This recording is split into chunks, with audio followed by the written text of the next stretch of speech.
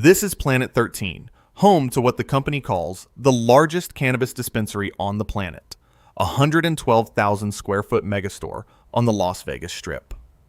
Here's the part nobody talks about. In the last 4 years, it has never once earned a pre-tax profit.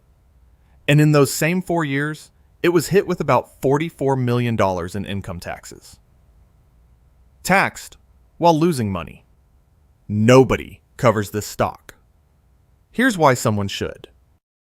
First, the top line, because it sets up everything. Revenue has gone almost nowhere for 4 years.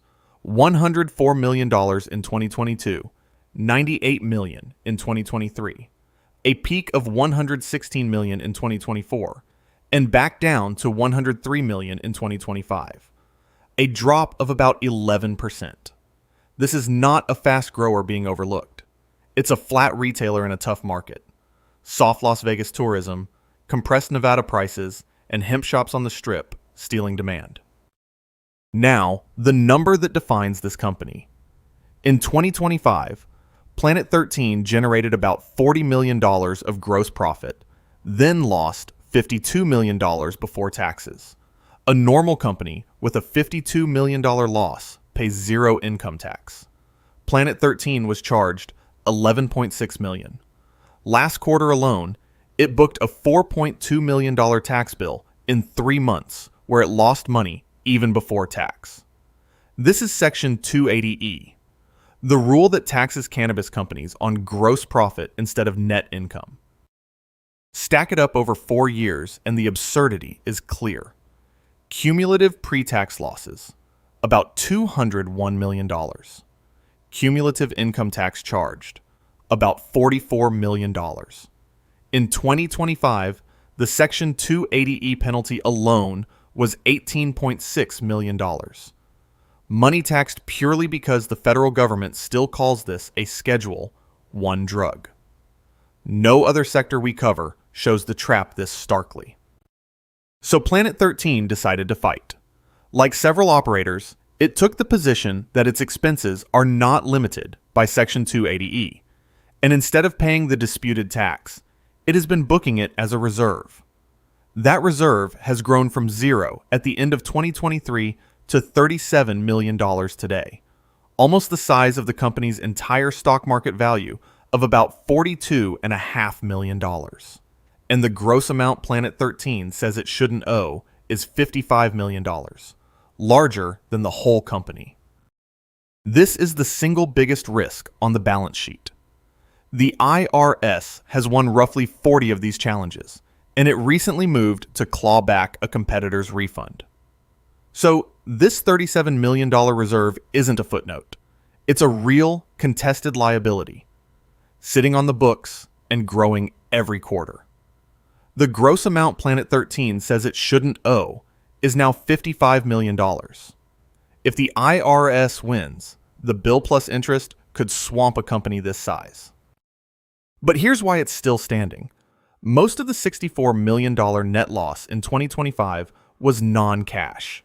About $33 million in write-downs and impairments. And the debt load is small, only about $11 million of actual borrowings.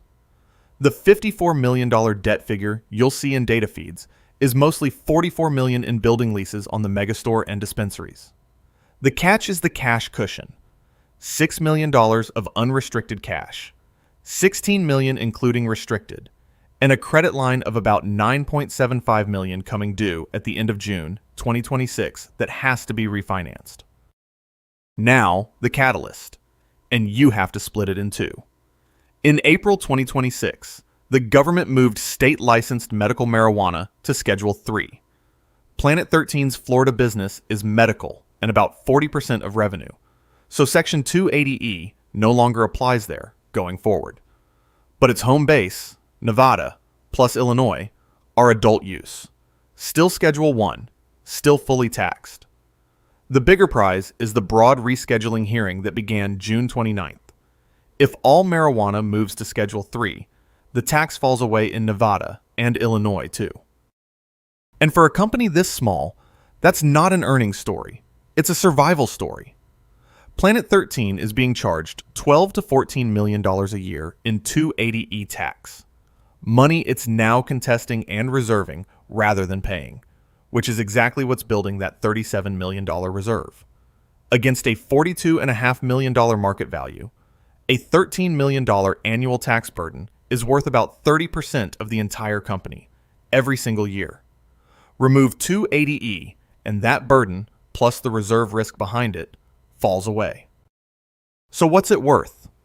At about 12.5 cents, Planet 13 trades at roughly half its annual revenue, the cheapest valuation in all of cannabis, where the big operators trade at 1 to 3 times revenue, and consumer brands trade at 2 to 5.